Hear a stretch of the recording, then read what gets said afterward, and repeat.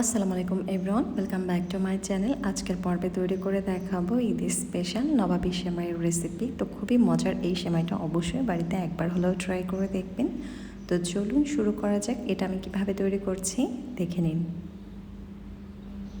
তো লোভনীয় স্বাদের এই সেমাইটা রান্না করার জন্য প্রথমে চুলায় আমি একটা প্যান বসিয়েছি আর এখানে প্রায় 2 টেবিল চামচের মতো ঘি দিয়ে নিয়েছি। তো অবশ্যই চেষ্টা করবেন একটা ভালো ব্র্যান্ডের ঘি নিতে।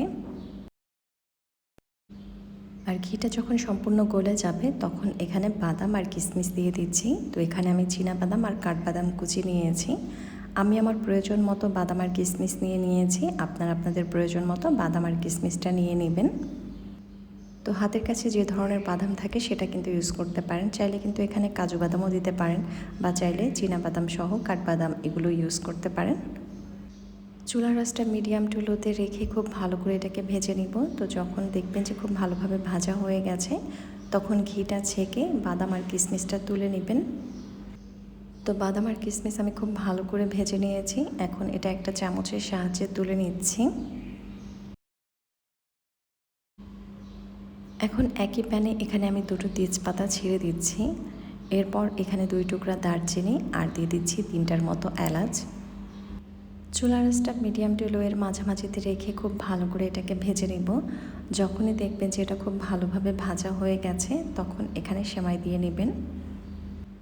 তো খুব চমৎকার একটা ফ্লেভার এসেছে। এই পর্যায়ে আমি এখানে আমার প্রয়োজন মতো সেমাই দিয়ে দিচ্ছি। এখানে আমি লাচ্ছা সেমাই নিয়েছি।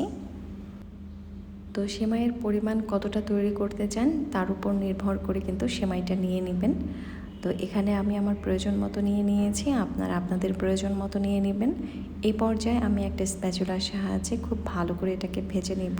চুলার আঁচটা লোতেই আছে। একটা স্প্যাচুলার সাহায্যে ঘিয়ের সাথে সেমাইটাকে মিশিয়ে নিচ্ছি।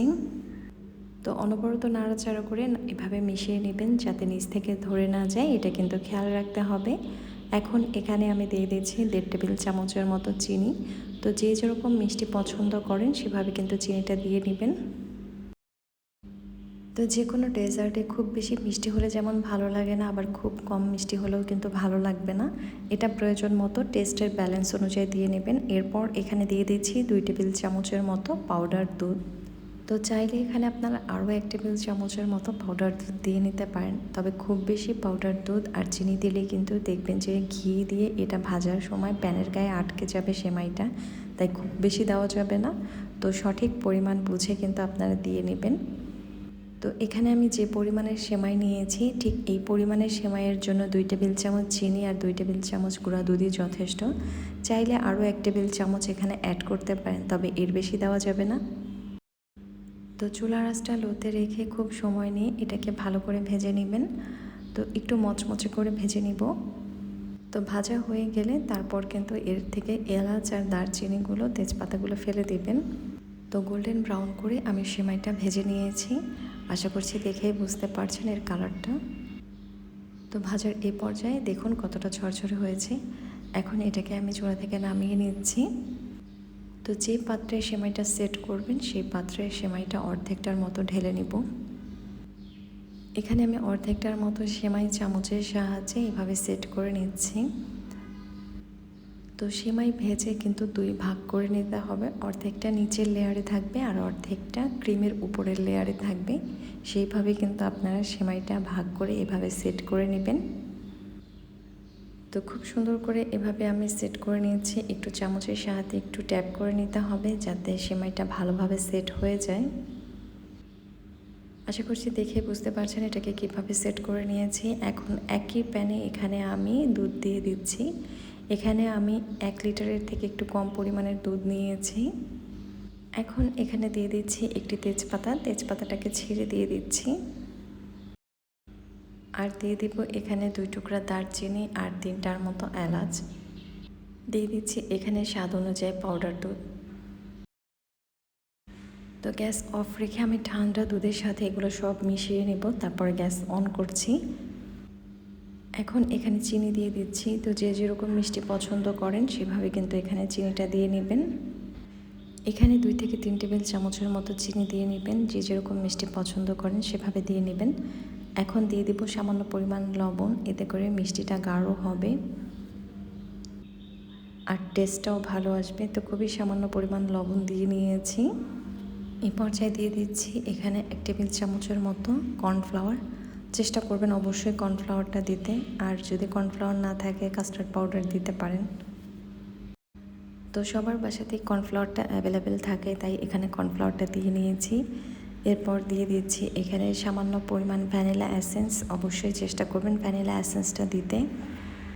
তো ভ্যানিলা এসেন্সটা দেবার পর এরপর অনবরত নাড়াচাড়া করব। গ্যাসের ফ্লেমটাকে আমি একটু বাড়িয়ে দিচ্ছি, দিয়ে এটাকে মিডিয়াম আঁচে রেখে খুব ভালো করে নাড়াচাড়া করে দুধটাকে জাল করে নেব। আর পুরো এই সময়টা জুড়ে কোনোভাবেই কিন্তু নাড়াচাড়া বন্ধ করা যাবে না। এই পর্যায়ে এখানে দিয়ে দিচ্ছি সামান্য পরিমাণ ফুড কালার। 2 থেকে 3 ড্রপের মতো ফুড কালার দিয়ে দিচ্ছি।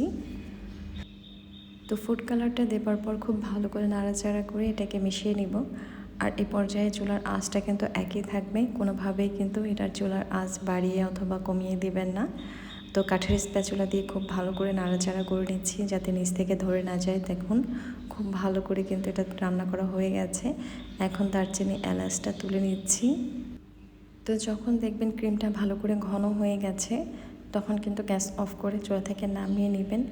খুব বেশি ঘন করা যাবে না, আবার খুব বেশি পাতলাও হবে না, ঠিক এরকম কনসিস্টেন্সির একটা ঘনত্ব তৈরি করে নেবেন।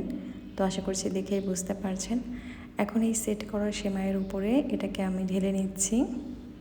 আর এই কাজটা অবশ্যই দ্রুত করবেন, না হলে কিন্তু এটা জমাট বেঁধে যাবে। তো এটা ঢেলে নেওয়ার পর উপর থেকে আমি সেমাইয়ের লেয়ারটা দিয়ে দিচ্ছি।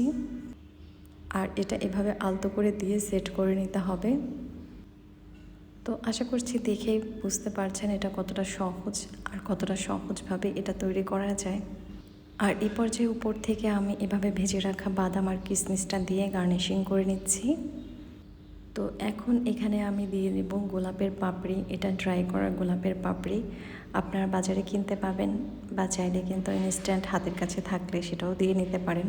দেখলেন তো কত সহজে এভাবে বাড়িতে ঈদের স্পেশাল নবাবী সেমাইটা রান্না করে নিতে পারেন আপনারা পরিবারের জন্য। তো ঈদের দিন অথবা যে কোনো অনুষ্ঠানে আপনারা এরকম একটা ডেজার্ট রাখতেই পারেন টেবিলে, দেখবেন পরিবারের সবাই যেমন পছন্দ করবে তেমনি কিন্তু অনুষ্ঠানে আসা গেস্টরাও অনেক বেশি পছন্দ করবে। তো আমার আজকের রেসিপি এই পর্যন্তই। ভালো লাগলে অবশ্যই একটা লাইক দিবেন, কমেন্ট করে জানাবেন কেমন হয়েছে। আর অবশ্যই আমার চ্যানেলটিকে সাবস্ক্রাইব করবেন। পাশে থাকা বেল আইকনটি ক্লিক করে দেবেন যাতে নিত্য নতুন ভিডিও দেখতে পান। আল্লাহ হাফেজ।